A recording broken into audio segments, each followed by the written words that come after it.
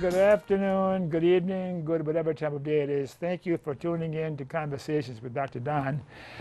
For your first-time viewers, Conversations with Dr. Don is an ongoing series of one-hour standalone talk shows where I interview interesting people like most of you out there about who they are as unique, one-of-a-kind individuals and about whatever it is we've decided to talk about.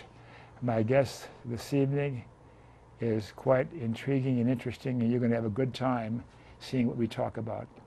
I met you at a demonstration against Monsanto here in Portland about a month ago or so. Yeah, right. And you were telling stories about Indian storytelling, and it just blew me away.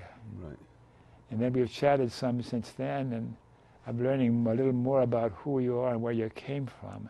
It's going to be a good time on cameras with you today. How are you feeling right now? I'm feeling great, a little tired, but great. You know, if you're not feeling tired, you're not doing anything. So, so you got to be out there moving the agenda.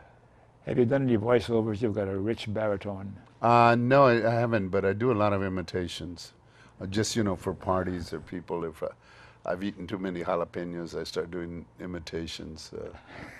Because that's, you know, one of the things that I don't have a voice of my own. I take for different events voices from other people, it seems.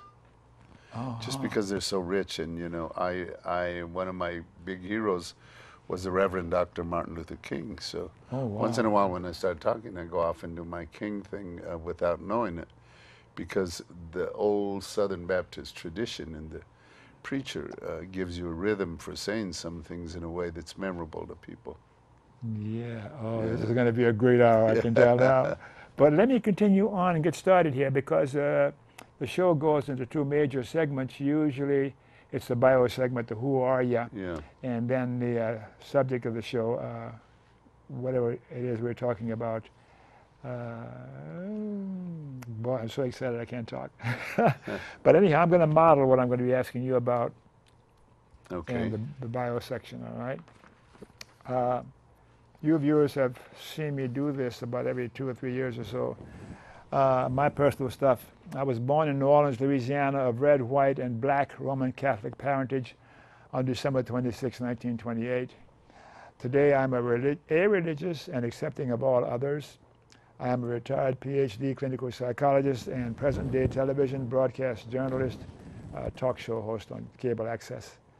I am the 12th of 12 children, am married, and am the father of 5 daughters by a first marriage. Politically, I am a progressive populist activist, still learning how to live lovingly. A few of my heroes include Jesus, Gandhi, Martin Luther King, and any other fellow human being who is currently living lovingly. Now, that's a little about me, but you can try to wing it from what I said here, or I can ask you specific questions. No, you know, I grew up, my parents are Mexican immigrants. We grew up in Colorado, very poor. Much like you, my parents were prolific at having children. I'm the 6th of 12. And as I would tell my parents, I'm the brightest and the best of the 12, but I couldn't convince them of that. And we grew up poor and grew up in Colorado and suffered a lot of racism, a lot of poverty. I left there and went to California, went to junior college. Then I went back to the University of Colorado because a sister had been incarcerated, one of my younger sisters, and I wanted to get her out. And that's where I got into theater.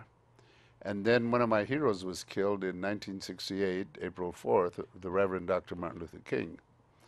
And that really began to change my life. I knew I wanted to become a lawyer to help poor people. And so when he died, there was only like 30 blacks and 11 Latinos on campus, and 26 of the blacks were athletes. And so this SDS member, Students for Democratic Society, for those who didn't live the Vietnam War era and the peace movement, a guy came up and he said, well, you know, you gotta, you know, we know you loved King because everybody knew I was a Latino scholar on black literature, and which wasn't a lot at that time. He said, you know, we're gonna have a demonstration tomorrow. Can you come and speak? And I said, well, I've never spoken at a demonstration. What should I say? He said, well, you should just say what's in your heart. You know, racism. And I said, yeah, okay. But I said, do you think this could wait for 3 years? I'm planning to become a lawyer. And then when I'm a lawyer, I can speak. And he told me history can't wait. I said, what do you mean history can't wait? He says, Dr. King was killed tonight. You have to speak tomorrow. So I went out, and that was my first demonstration. Dr. King had been killed? Killed on April 4th, 68. Yes. And so we had to speak out on the 5th, and that was my first demonstration, and we got concessions from the university. And I learned what, what my responsibility was. And that was to be a voice for people, and sometimes getting them to be their own voice. And it changed my life. I never thought that I would be a social activist. I want to be an attorney activist. And I never knew all the sacrifices I would have to make. But in the process, I learned a lot in 1968, and I've never regretted where I've been. It's been difficult at times. Sure. But I've never regretted it. And the more you study people, and so when you think about your heroes, my heroes began with Dr. King, Malcolm X, Bishop Lutuli, our Chief Lutuli in South Africa, who went with Dr. King to ask for them to stop killing blacks. South Africa, I met Bishop Tutu. Another one of my... You met Bishop Tutu? Yeah, I had dinner with him at a small table just like this. Wow, man. About 15, 20 years ago. I also was in the room with Nelson Mandela when he came. Black ministers in Atlanta invited me because I'd worked a lot on South Africa. But one of my big heroes is a guy by the name of Muhammad Ali, who was a boxer. And Cassius Clay. Cassius Clay. Days, yeah. Yeah, he's the greatest of all time, And so Ali was what I wanted to be. I want to be an athlete and also speak out. And he represented to me that an athlete could be a productive champion and also tell the truth. And he took a lot of heat for being against the war, for being a Muslim, for being black. A lot of heat. And, but he was the greatest of all time. So, and I work, on a lot of these issues. Later on, Cesar Chavez came up, and good Chicano Mexican-American leaders, and Dolores Huerta is the co-founder of the union. I just saw her the other day in Bakersfield. So, but when you have these kind of examples, you say, one, you want to hold them up so other people can meet them. And, Muhammad Ali was so great that, you always wish you could have people like him in sports, but there aren't many athletes that are willing to risk. Just today, I was talking with Sharon Gary Smith, who's the director of a local foundation, the MRG Foundation, McKinsey River Gathering, and we were talking about her brother-in-law, Tommy Smith, who raised his fist at the Olympics, and where he couldn't get any job but car washing after he was banned from the Olympic place. In our communities, the black, Latino, progressive whites did not give him and John Carlos good jobs. They sort of forgot about him. But so anyway, I was doing outreach for Amnesty International. So I used to go because I wanted to bring more African Americans into Amnesty, which is pretty pale in terms of color. And so I went to the Black Mayors Association meeting, and this is about 87 or 88 in Atlanta? No, they were having in Atlantic City that day. Okay. And so I went there, and I had a booth, so I had a ticket for lunch. I get, those price tickets at these fancy things. They're like $75 for lunch, $125 for dinner, because it's a fundraising event. So I go there. I'm the only Latino at this black event. There might be one or two other white politicians there. So I go there, and I get there late for lunch. All the tables are taken, and except there's 2 seats at Muhammad Ali's table. So I said, well, I got a ticket, man. I'm going to eat. So I walk over there with my ticket in my hand, and these 2 bodyguards come up, and they say, well, you can't sit here. This is a champ's table. I said, but I have a ticket. I'm going to eat. And they go, no, you're not. This is a champ's table. But I said, there's 2 seats there, and I'm eating. Finally, Muhammad says, hey, let the young man sit down. Sit down here, my brother. Come and eat with us. So I had lunch with Muhammad Ali. Out of sight, man. Yeah. And then he signed, he had these little books, like Chairman Bao's little red books, but it was Elijah Muhammad Speaks. So he signed one for my son and my brother. But I think in history, sometimes you butt up against people like Muhammad, who are great people. But I got to say, the people every day who are as great as Muhammad Ali, as great as Tutu, as great as Mandela or Cesar Chavez, are a lot of people that are in our communities that are doing good work but never get the recognition. Yes. It's only a few people that break out, get the publicity, get the notoriety. But there are people every day who are doing, the good work that has to be done. And some of it we don't recognize as good work because it's tedious work. Like I have a sister who has two autistic kids. By 10 o'clock in the morning, she's done more good than I do all week. Of I course. just talk about my stuff more than she does. But I think, when you talk about who are our heroes or our sheroes, they're all over our community, and we have to be humbled by that, so to know that. So let's stop this for now and go back to a little more detail about who are you, and then we'll pick up later on after the break. And when were you born? I was born in golly fudge, 1945, September 7th. So I got a birthday coming up. Anybody listening wants to give me a new car, I would appreciate it. But I was born in Colorado, and I studied one of the things that I wanted to do because I couldn't master English or Spanish, and I wanted to be a public speaker. So I went, and I ended up with a degree in communications. And like yourself, I acted at the University of Colorado. When I was growing up in Los Animas, Colorado, they wouldn't let me act because they said my accent was too thick, and that they had not created any parts for Mexicans. So I go, well, thank you very much. So then the same kids who were getting the leading roles in my hometown and all the great thespians in my high school, they couldn't get a part at the University of Colorado, and I was getting leads. I didn't say, hey, I told you so, but it was an accomplishment that came around because I think one of the things that we have to tell young people of all, ethnicities, not just brown or black folks or Asians or Middle Eastern, we got to tell people you got to know how to read and write, because if you know how to read, it opens up all kinds of stuff for you. And if you know how to speak, you can defend yourself. Yes. So you got to know these skills. And that's something they can't take away from you. Right. Talking about school, I dropped out of school in junior high and went back to school many years later on at night for years and years and years to end up with a PhD. I have a trick question I ask my guests from time to time. I got one or two. Are you ready for a trick question? I'm ready. Trick or treat. Why were you born? Why was I born? I think I was born to serve people. Some people say, like, you're on a mission. Like, out of 12 kids, why was I the one who started doing these things? I think I was born to do something different.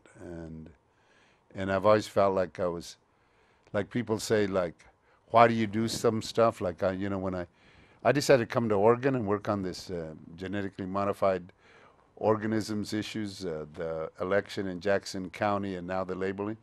People said, why did you do that? Because something turned on in my life in January this year and said, you got to go to Oregon. So I came to Oregon. My wife, who's living in the Dominican Republic, she says, why are you going to Oregon? I says, honey, I can't. She's living there now? Yeah, she's working there. And I'll be there in about 10 days because I'm going to go meet with some farm workers and go see banana plantations. And I'm working on GMO issues there also. But I think that I was given an opportunity and the blessings that I've got to do something that and to be in a trajectory that I would be able to affect people's lives. All right. Do you have a religious preference today? I worship the God of jalapenos.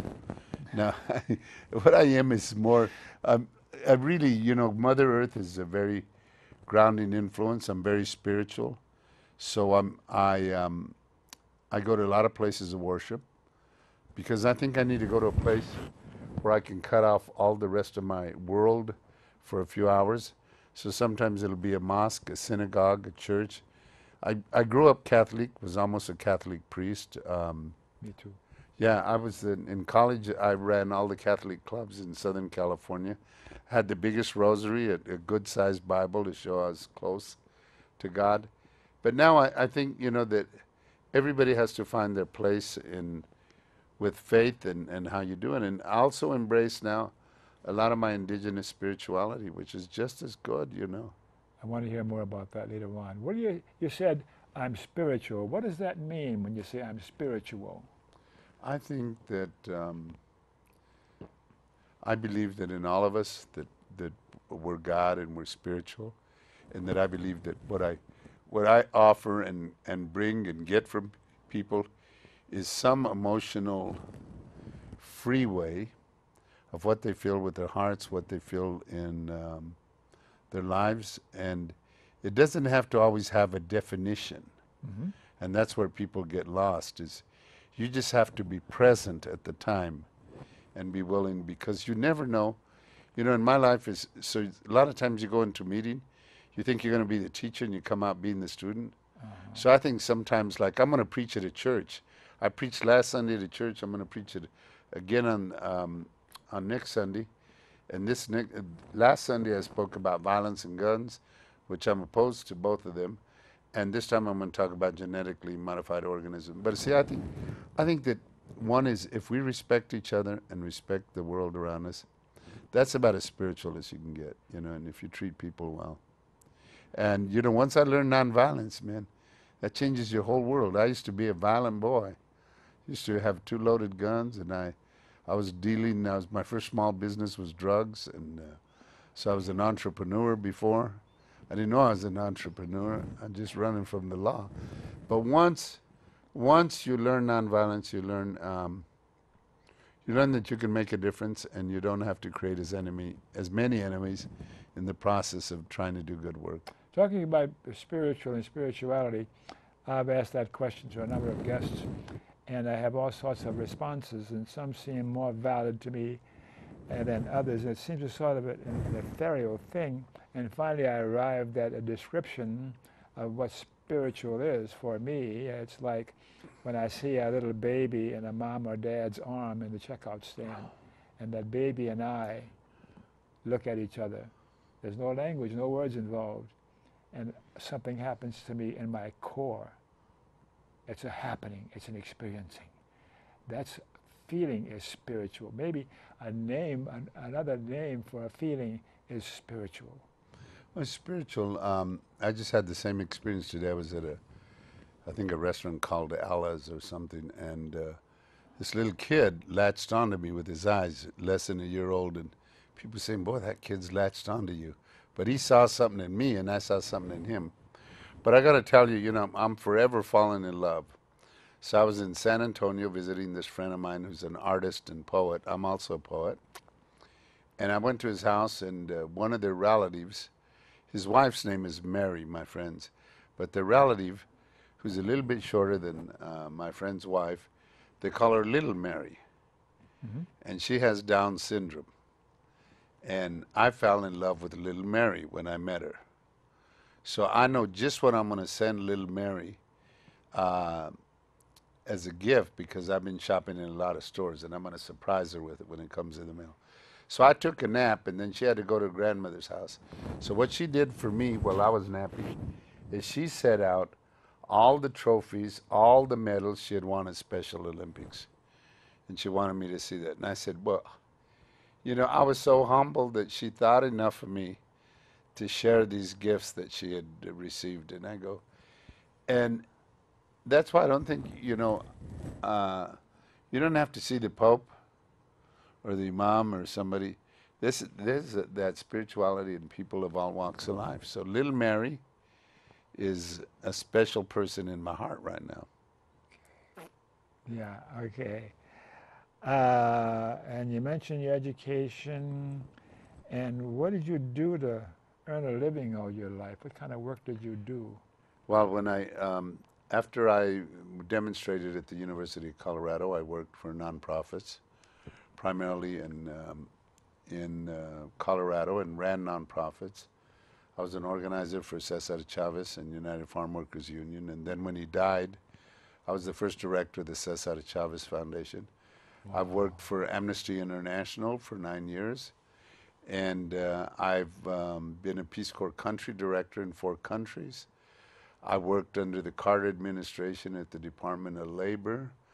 I was a special assistant to the chairman of the Democratic National Committee. And then in El Salvador in 96, I took on, well, one job I had, probably the best job in my life when I was early.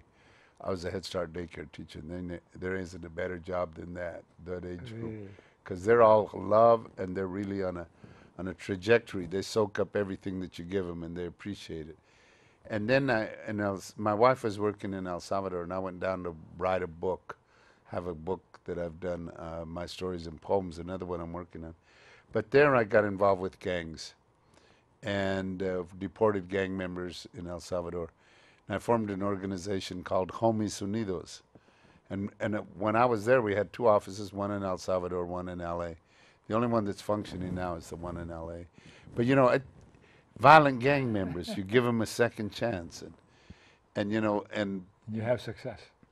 Well, that's success. Not everything is successful. You know, you saved a lot of people's lives.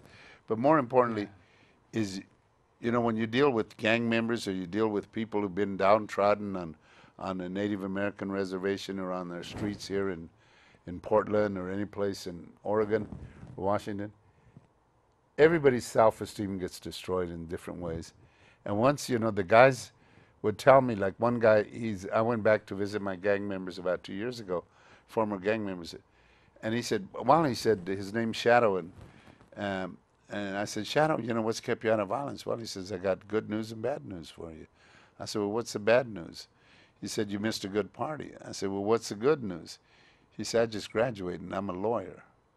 I said, well, how did you do that? And he points to me and he says, you're responsible. But I said, we never talked about you going to college, and surely we never talked about you becoming a lawyer. He said, but you did something more important for me. He says, you lifted my self-esteem. You made me believe in myself, and you believed in me. And that was all I needed. You told me I could do whatever I want to do with my life if I really applied myself. And I go, wow, I said that. And, you know, when you see that, you know, I was almost weeping there, because here's a guy who was a bad gang member, deported. He's a bad gang member in El Salvador. And he changed his life, and he's a good father, and he's a lawyer.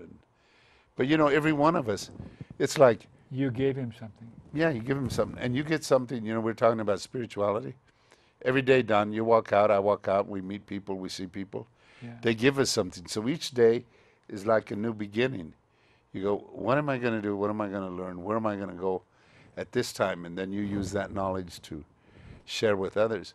So people think, you know, when they hear me speak in public, because I put 2 or 3 words together in some semblance, all of that I took from somebody else. All of that I learned from somebody else. And you say, you're just a carry, you know, like you have to have street choirs and jesters who would carry the history. That's all I do, is I carry somebody else's water, because you're always learning. And that's what I found out is, you know, that's what excites me every day. Who's going to teach me something new? You know, what am I going to learn? Where are you going to go with this? You have a partner, a wife, a boyfriend, a girlfriend, or I have a lot of girlfriends, but I can't tell my wife about little Mary. She'd be jealous about little Mary. I have a lot of people I'm in love with, men and women. I have a wife who works for Save the Children in the Dominican Republic, which is a wonderful country. I have a daughter who works for UPS in Atlanta, a son who's in Denver. And my wife has put up with me for 37 years. So I said, you know, I married a very smart woman, and the only problem with marrying a smart woman is they get smarter as you go along. So now I'm like in third place. Like there's my wife's in first, my daughter's in second, maybe my son's in third, and I'm right behind him. But these women, they learn stuff you didn't ever think was going to happen. So, you know, I'm always voicing my opinion, but I'm also careful to listen, because I know they're going to bring some good stuff to the table that I never thought about. And there's been a couple of times in my history of being a father and a husband where I wanted to give up a fight. And there was a serious fight I was involved in, and my daughter and wife said, well, we're not going to let you back out. You have to fight for this. Somebody was trying to fire me. And it was unjust, but I'd had enough of their racism. and was ready to walk, but they said, you can't walk. This is a principle. You're going to stay there, Bubba, and fight. A lot of people don't know this. Sometimes you got to have people help you stand up, even though you help other people stand up. But they helped me stand up, and we won. We won, you know. But they put my feet to the fire. At this moment, in the last few minutes, I was thinking, I have a bit of a regret at this moment in that I was preparing for this show and the other show that's going to follow yours, and my mind was in my technical stuff, and as you notice, when we started talking, I was kind of hesitant because you are a presence that I want to experience and not have my brain occupied with technical stuff. So if I have a regret, it's that I could not have gotten all this technical stuff out of the way so I could experience you. There's more to you than I'm able to grasp right now as I'm still thinking about my technical duties here. But we all have these technical things that come in and interrupt us. You know, like the other day I'm talking to somebody, I thought I was going really good, and then my train of thought just disappeared because I'm thinking about meetings that I didn't organize in the way I should, and whether or not they were confirmed or not coming up. So I think, you know, and that's the balance that we have, and I don't do a very good job of it. So right now I'm trying to find money to get me an assistant because my technical stuff I'm screwing up badly. So, you know, I got, like, my web page is out of control. It's got to be fixed. My meeting schedules. You know, I'm sitting there this morning waiting for a webinar that I need to learn something from. People tell me, well, it's good that you're waiting, but it's really tomorrow. So then I just say, okay, you know, I got it that wrong, but it gives me a chance to send some other international emails. Look, in life, we should always be careful to give people the space to grow. So I'll tell you a quick story. Sure. I wasn't, you know, after I've been heavily into the church, then I got disenchanted with it. So this nun calls me up, and I was regional director of Amnesty in Atlanta, where I worked with Joe Lowry of SALC and Coretta Scott King and her kids and other folks. So she met those people? Oh, yeah. Oh, baby. Worked on them all the time. I'll tell you some stories about Joe Lowry, who's a great guy. And so they called me up. You know, she wrote a letter, this nun. I told my secretary, I don't work with nuns. You know, you answer the letter. She answered in my name. Then the nun calls up, and she says, excuse me, she says, the nun's on the phone. And I said, well, you know, I don't do nuns. So you talk to her. She said, but I told her you were in the office. So I talked to her. She convinced me to go to New Orleans to talk with her group about death penalties. Later on, and I didn't want to be with this nun. I wanted nothing to do with nuns, and we became friends and started working. Then she wrote a book called Dead Man Walking. Prejean. Helen Prejean. And so, so we're fast friends, and, you know, we do a lot of things together ever since. And this is 1985, you know, and so, you know, I didn't know she'd become this big or that important. But Helen, with all her celebrity status, she's the same nun, same sad Catholic nun I met years ago with the same heart, treats everybody the same, and she gives away all her money to her orders. So she lives in the same shabby looking apartment that I met her in, more or less, I don't know, 35, 40 years ago, whatever that was. But you know, she called me up, and, you know, she said, she called me Lenny, you know, with her Cajun, and Lenny, I'm going to write a book. I told her, you know, Helen, you know what you nuns do. You go sit in the corner and say a rosary. Us boys will write the book. She wrote the book, and it was Dead Man Walking. She called me up, and I was in L.A. with Amnesty then. She said, Lenny, I've been nominated for a Pulitzer. And I said, Helen, you know nothing about chicken. She said, I did not say pull it. I said, pull it, sir. I said, I heard you. You're a Cajun girl. Yeah, and then she got the book, and we did a book tour, and we argued from San Diego to, this is before the movie was made. We went on a book tour, traveled 12 days in a van together, me and a nun, and people say, what you doing in a car with a nun for 12 days? You know, we were sleeping on people's floors. We didn't have money. And a couple of nights we got into some heavy arguments about Jesus and Catholic Church. and nuns. I mean, heavy knockdown, drag-out fights. I wish I would have been like a fly on the wall, man. Yeah, I wish I'd have been a fly on the wall, not letting out all my anger. So we get to Seattle to the old Elliott Bay bookstore. So the last question of the evening. Sister Helen, title of your first book was Dead Man Walking. What will be the title of your second book? And she goes, well, you know, look over there, Leno, this Mexican-American fellow I've been traveling with night and day. He's really cantankerous late at night and doesn't respect religious people, doesn't respect nuns. She said, I think the title of my second book will be, Why Did the Nun Kill the Mexican? I go, please, you didn't have to go there. But she has a sense of humor. So. It sounds like it. Yeah. And then, you know, when they made the movie, she invited me down for the show, for the filming, and I was there and asked to stay some extra days by the director, who was Susan Sarandon's husband at the time. Susan Sarandon's husband? Yeah, she won the Best Actress for that film. Yes. So I'm in the film in a demonstration scene, doing what I know how to do. I'm a professional demonstrator.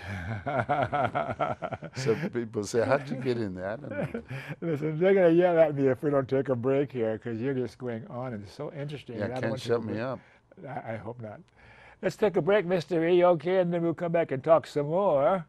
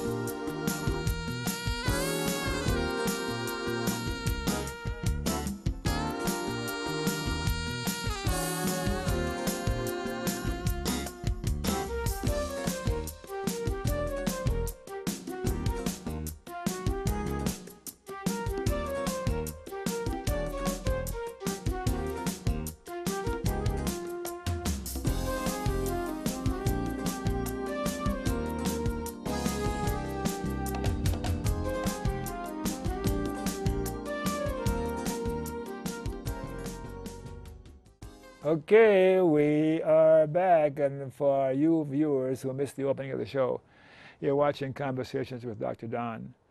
Conversations with Dr. Don is an ongoing series, standalone talk shows, where I interview interesting people like Leno, Rose-Avila here, and they don't come more interesting than you, sir. Thank you for coming on right now. Well, I think, you know, I may be interesting at the moment, but I think people who have a lot to say never get a chance to say it. You know, there's people out in the community, and if you look, very wise older members or younger members who want to express themselves. And so a couple of us get an opportunity to say stuff. But we wouldn't get the opportunity unless there were people like yourself who consistently do a program on a regular basis for a number of years, and that you have people who offer to help with the technical. People don't realize that there is a lot of work invested in producing something like and they're all volunteers. Yeah, it's volunteers. And so you say, that is what makes a difference. In every organization that I've been with, yeah, there was paid staff, but really the people who make the difference are the volunteers. So when we worked for Cesar Chavez as an organizers, we got $5 a week for wages, 10 for food. So I meet Cesar. I was back with him a year before he died, and he introduced me at his convention as being one of the great organizers, you know, a youth when I was a youth. And I said, you know, I knew I was an organizer, but I wasn't one of the great ones. I knew the great ones. Mm-hmm. That wasn't me. Mm-hmm. And so later on, we're picketing Safeway, and he grabs me by the elbow and he says, Magdalena, why don't you come back and work for us again? And I said, well, why would I want to do that, Cesar? He said, well, we doubled the wages.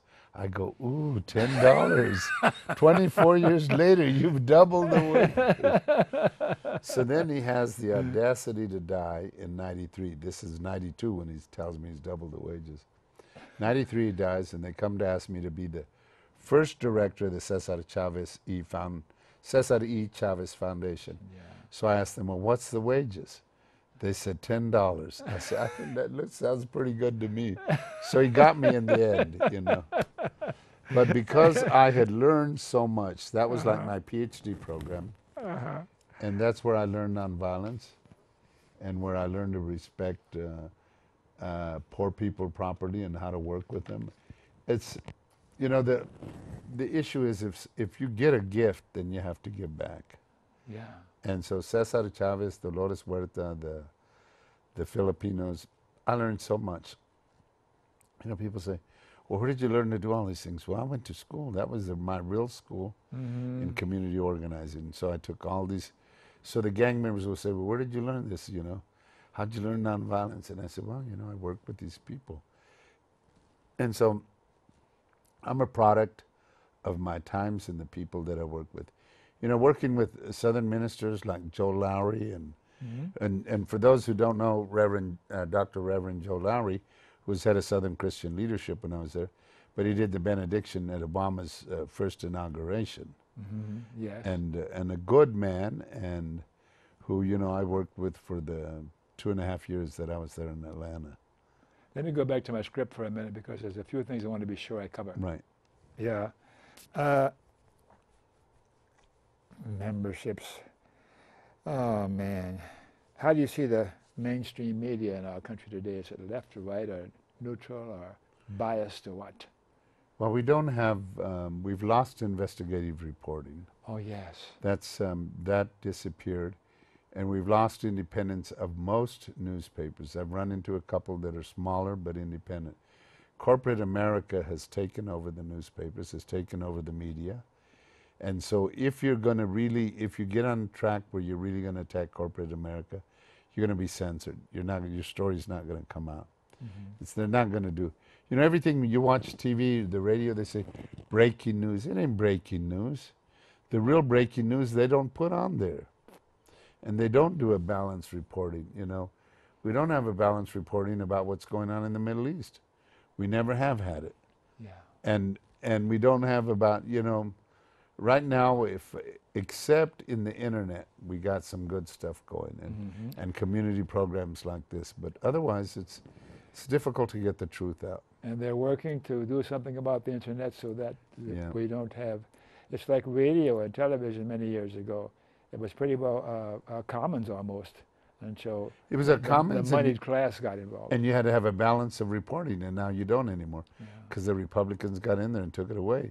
So you say, why don't we have, you know, so you can get the truth out? And most of the people, you can't hear the media, and that's why we have to figure out how to run community television, community newspapers, community radio stations to tell the truth. And you can't tell the truth once. You got to tell it more than once for it to sink in to people to learn about it. And because, you know, repetition in sales, that's what they find you.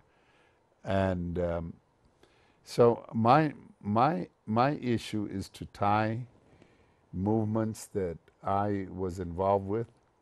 You know, Cesar Chavez in 1988 did a fast for 36 days, only, water only, to protest the chemical companies that were poisoning farm workers, and we had cancer clusters in McFarland, Leno, the San Joaquin Valley. And he said after that, in his first speech after that, he said that our job as farm workers is to protect the farm workers, the consumer, and the environment. And he said years ago, this is 1988. And he said, Cesar Chavez, and in the 70s, we were the first place to ban DDT in our union contracts before EPA and anybody else did it. And he says in that first speech after the fast, he says, if you think that it's difficult fighting the NRA, try fighting the chemical corporations. They're in everything. So this fight on GMO labeling is to tell people where these chemical companies who are fighting it, because they want to be able to sell their foods without us knowing what's in them. And then they'll make you the argument. The chemical corporation says, we've created seeds and pesticides that are going to feed the world, and it's a great thing. So my argument to them, if it's so great, then why don't you put it on the packaging that you're GMO? You know, if you have a product and you're really proud of it, put it on there. Don't be ashamed of it. But every time that we found, whether it's tobacco whatever, or McDonald's and trans fat, when they know that we have them up against a corner, they'll fight the labeling of it. You know, how long did we have to be told that cigarettes didn't cause cancer? They want to keep us ignorant. GMO, my viewers, a whole range of interest and intellectual ability, genetically modified organisms. Say a few words of what GMO is. Well, GMO is what they've tried to do, and the very bottom line is that the chemical corporations want to develop seeds that they have patents on. So you can only grow things with their seeds. So there goes the commons. There goes the commons, and that you have to use their pesticides on their seeds, otherwise you can't control them. And even their own pesticides for the seeds they've created doesn't do it. So what they'll do in a seed, like there's hybrid seeds. If in most plants, you'll have Swiss chard over here and sugar beets on the other hand. The pollen from the sugar beets will affect the Swiss chard, and then, you know, it's a natural thing. Of course. So, and that's the way you develop a species of plant and survival of those plants. And farmers at the end of each harvest save their seeds, you know, and they use some of the same seeds. What happens when you have a genetically modified seed, which leads to genetically modified foods, is that they start putting fish DNA in there and other DNA that doesn't belong, it's not natural to the seeds. So you have like a Frankenstein plant that you don't know what it is or what it's going to do to you.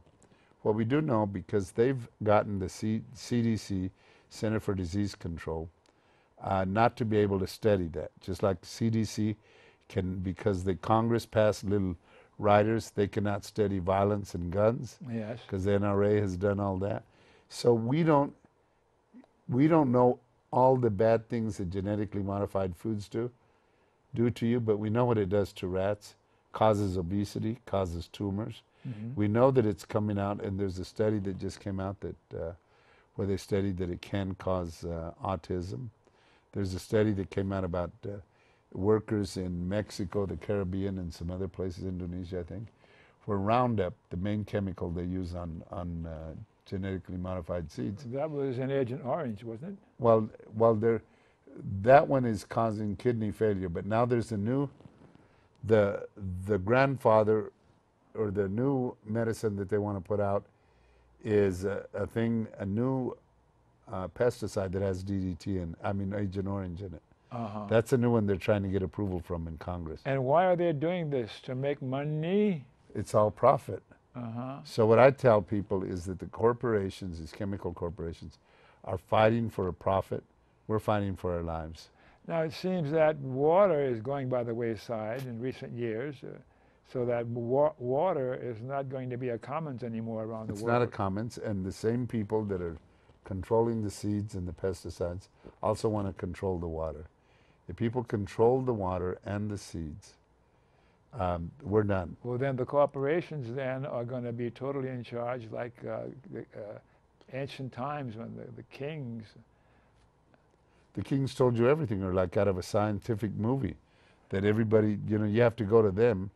So that if you have a genetically modified, a GMO seed over here, it infects an organic seed over here, that seed automatically becomes the property of Monsanto or Syngenta, because it's been infected by the GMO. And then you can't sell it. Well, what are we going to do about this situation? We're heading toward a cliff as a civilization. Is there such a thing as specieside? Homo sapiens going to disappear because of the greed of corporations? It's changing how we are and how we live. And I think, you know, a lot of the allergies and diseases, once we get the money to study, we're going to find it's done not only by our pollution, but it's done by the foods that we're eating. And people have to be careful, because, you know, if we know, you know, if you want to eat like, if you want to live longer, you're going to change your diet. And if you want the best for your kids, you're not going to give them something that says you don't know what it is. But we want to raise the question in people and say, you need a food that you know is safe, that's going to give you a good life, that's going to give you kids. You know, you look at kids now, because we have hormones and all of the meat, chicken, the foods. Young ladies are coming into puberty much earlier than they ever did before. Yeah. And that, one of the side effects is that. is young girls are getting impregnated earlier. They're looking like 18, They're 19 children. years old, and they have a mind of a child. They don't know what to do. And that's because this farmer I met with at a wedding, I was performing a wedding last Saturday, he said they would give them, you know, the egg stations would say, oh no, these hormones are good for your cow. So they give them little shots behind the ears, their heifers, and they gain weight faster. Yes. But he says, look at my granddaughter. She says, she's the first obese kid in our family. And that's because we fed her the beef from the farm since day one. And she got all these other GMO products, which you don't know. So, you know, poor people who are subjected to eating more GMO are going to have obese problems, health problems, than people who are on a clean diet. And I'll bet you that every child and owner of these chemical companies, their kids and their grandkids, they're all eating organic. They're not eating GMO. They have the money with what to do with it. What are people like you and I need to do about this situation we're talking about, where the corporations are running roughshod over humankind and living things? It seems impossible, but I think what we have to do is educate people. And I think you start at both ends. You educate people who are coming to the close of their chapters in their life, because they're finding they have all these ailments, and then you can trace them with, and people start cleaning up their diets. Like, we had a lot of older people voting for us in Jackson County when we had an initiative ballot, because they know their health is, they need to change their health. And the other one is that we have to educate the kids. My daughter, when she was 7 or 8 years old, we went to the grocery store. We'd never had this discussion before, and the checker says, paper or plastic? She says, paper, of course. Plastic doesn't disintegrate. And so we had a fire in our house, and we had a chance of putting in a second or third bedroom, but we would have to move an oak tree. So she made us do a study to see if the oak tree would survive. When we found out it was only 50-50 chance, she said, no, that oak tree has to live. We're not moving it. How old was she? She was 8 or 9 about that time, but people told her the value of a good tree, and so we built a deck around the oak tree.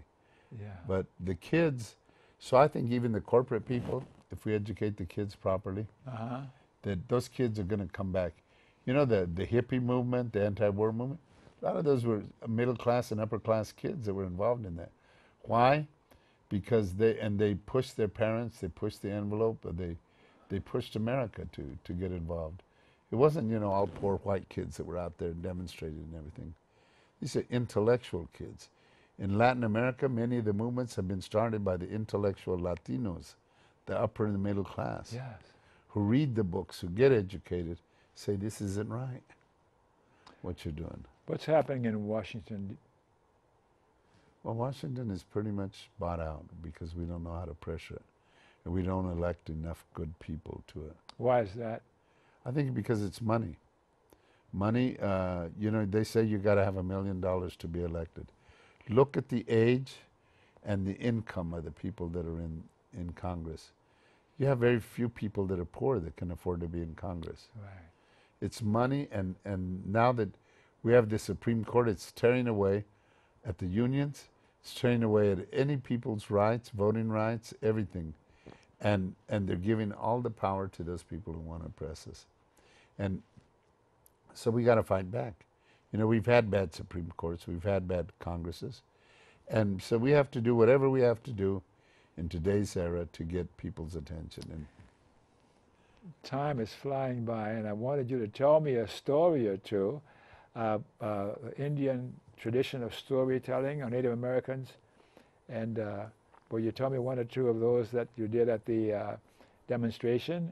Or well, is it, we've only got about 5 or 6 minutes left. Well, I for you and think one of the things that we would do is we would talk about what brought us here and how we share them, and we would always talk about you know, how we either brought light to the world, or how we brought water to the world, or rain to the world, and how sacred things is. In the indigenous lands, is what you do is you have everything is sacred, and there's a story to how that came to be. Like in Mexico, there would be places where people say, well, where did the water come from? What do you mean by sacred?